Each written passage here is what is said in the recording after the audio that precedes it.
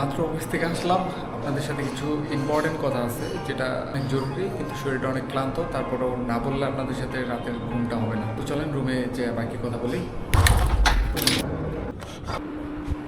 Hello, আসসালামু আলাইকুম ভাইরা। আপনাদের ভাইয়ের ডিজে অ্যাকশন 4 ক্যামেরাটা অবশেষে হাতে চলে আসছে। যেহেতু এটা লিমিটেড এডিশন, তো এটার জন্য তো স্পেশাল কিছু আয়োজন করতেই হবে।